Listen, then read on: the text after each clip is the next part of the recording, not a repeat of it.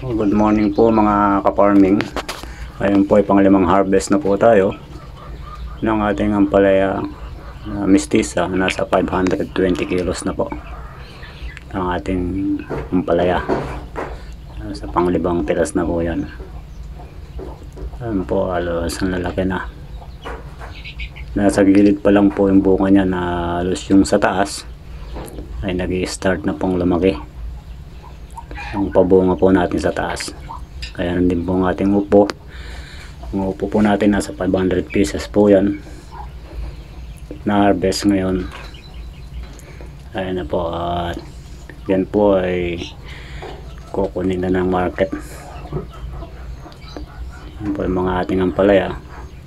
Nakaseparate na po yung ano natin dyan, yung mga primera, segunda, saka yung mga kulot natin. Bali, yan na po ang ating harvest sa panglima. Ayan na po, nasa Tarlac Market na. Diniliver na po sa Tarlac Market ang ating mga napitas na upo at ampalaya. Ayan po, susunod po dyan, maubos na po yung bunga natin sa gilid. Nag-start na po tayo sa taas. Halos yung po sa baba paubos na, paunti-unti na lang po.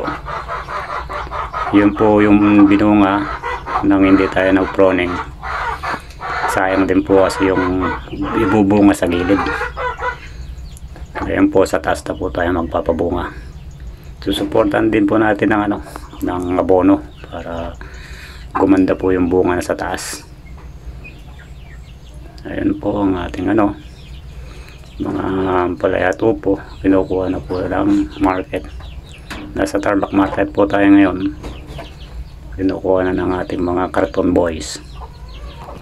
Ayan po. Salamat mga ka-farming, mga tol. Please subscribe and click the notification bell para maabangan po natin ang mga susunod nating video. At pag-like and share din po sa ating mga viewers sa FB page, sa mga nanonood doon po. Magandang umaga po ulit. Salamat and God bless.